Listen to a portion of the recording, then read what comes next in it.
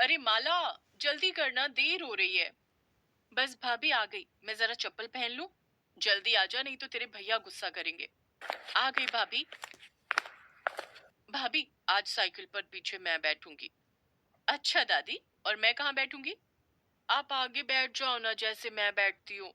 हट पगली, साइकिल पर आगे छोटे बच्चे बैठते हैं, बड़े नहीं। ये कहानी है माला और सरिता की। माला और किशन भाई बहन थे। कुछ साल पहले एक हादसे में माला के माता पिता की मौत हो गई। तभी से किशन ने माला की सारी जिम्मेदारी उठा ली। माला को माँ और भाभी का प्यार मिले, इसलिए किशन ने सरिता से शादी कर ली। सरिता ने भी माला को अपनी बेटी ही मान लिया। वो माला पर जान छिड़कती थी। उस दिन किशन, माला और सरिता गांव में ही एक शादी में जा रहे थे। फिर शादी में खाना खाते हुए, भाभी, हम्म, ये दुल्हन ने क्या पहना हुआ है? ये लहंगा है। अब तेरे पास भी तो है वो हरा वाला। नहीं, लेकिन ये तो उसके जैसा बिल्कुल नहीं है। हम्म, क्योंकि ये दुल्हन का लहंगा है और बहुत महंगा भी आता है। अच्छा, तो कितने का मिलता है ये वाला लहंगा भाभी? अरे तू ऐसे क्यों पूछ रही है? जब मेरी शादी होगी ना, तो आप मुझे ये लेकर दोगी। हाँ हाँ, क्यों नहीं दूंगी। मेरी लाडो दुल्हन बनकर कितनी सुंदर लगेगी। कितनी अच्छी हो भाभी आप। रुको, इसी बात पर मैं आपके लिए एक और रसगुल्ला लेकर आती हूँ। अच्छा, चंट कहीं की। माला और सरिता जिस शादी में गए थे, वो गांव के जमींदार की बेटी की शादी थी। जमींदार के पास पैसों की कमी तो थी नहीं, इसलिए उसने अपनी बेटी के लिए शहर से बहुत ही महंगा ब्राइडल लहंगा सिलवाया था। पर ये बात छोटी माला को कहाँ समझ आती। लेकिन सरिता के दिमाग में ये बात घर कर गई थी। घर लौटते हुए साइकिल के आगे बैठी माला अपने भैया के साथ ढेर सारी बातें करती रही, और साइकिल पर पीछे बैठी सरिता बस यही हिसाब लगा रही थी कि उसे हर महीने कितने पैसे जोड़ने होंगे, ताकि माला की शादी तक वो उसके लिए एक अच्छा लहंगा खरीद सके। वक्त गुजरता गया और फिर एक दिन, डॉक्टर साहब, वो ठीक तो है ना? इन्हें सांप ने काटा है। जहर काफी फैल गया है। हमें इन्हें बचाने के लिए शहर से कुछ इंजेक्शंस मंगाने पड़ेंगे। आप एक काम करिए, 15,000 रुपए जितना जल्दी हो सके काउंटर पर जमा करा दीजिए। किशन जब खेतों में काम कर रहा था, तभी उसे एक जहरीले सांप ने काट लिया था। उसके साथी उसे अस्पताल तो ले आए, लेकिन डॉक्टर ने ऐसी बात कह दी थी जिसके बाद सरिता सोच में पड़ गई।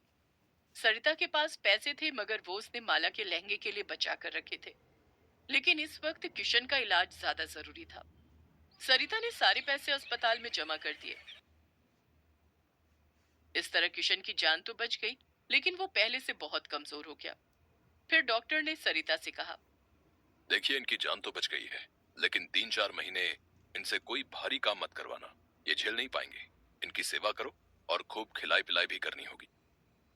जी डॉक्टर साहब। उस दिन से सरिता पर घर चलाने की पूरी जिम्मेदारी आ गई। हालांकि अच्छी बात यह थी कि अब माला जवान हो गई थी, तो माला घर का काम देखती और सरिता बाहर जाकर एक फैक्ट्री में काम करने लगी।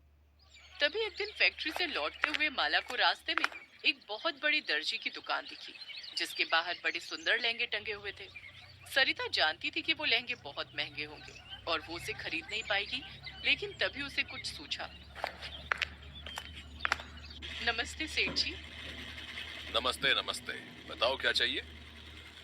नहीं नहीं सेठ जी, मैं कुछ खरीदने नहीं आई हूँ, मैं तो काम मांगने आई हूँ। अच्छा, वैसे मेरे यहाँ एक मशीन खाली तो है। तुम्हें सिलाई आती है? आती तो नहीं है सेठ जी, पर राम कसम बहुत मेहनत करूंगी।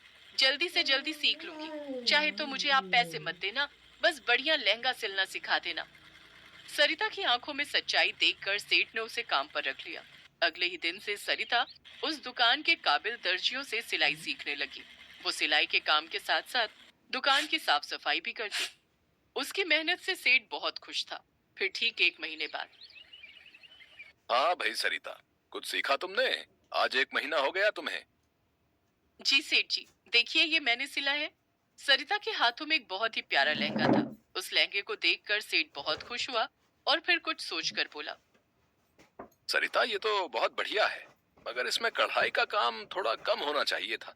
उससे क्या होता है कि एक तो तुम्हारी मेहनत भी कम लगती और हम इसे थोड़ा सस्ता भी बेच सकते थे, और दूसरी बात की डिजाइन भी खिल कर आता। जी, मैं आगे से ध्यान रखूंगी।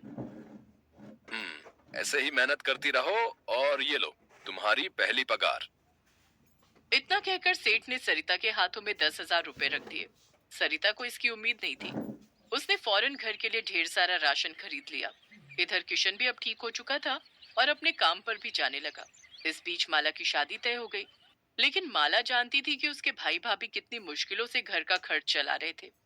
उसकी बचपन से बस एक ही ख्वाहिश थी कि वो अपनी शादी में बढ़िया लहंगा पहने। लेकिन बचपन की जिद को जवानी की समझदारी ने दबा दिया। उसने अपना मन मार लिया और किसी से कुछ नहीं कहा। ऐसे ही कुछ और वक्त भी था और फिर माला की शादी का दिन भी आ गया।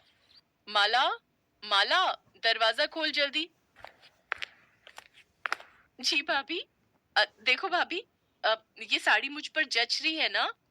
सुंदर लग रही हूँ ना? अरे पगली, इतनी बड़ी भी नहीं हुई कि अपनी भाभी से कुछ छुपा पाए।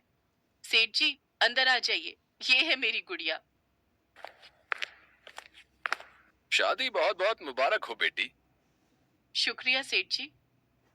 खुश रहो। और ये लो, ये तुम्हारी भाभी की तरफ से तुम्हारे लिए तोहफा।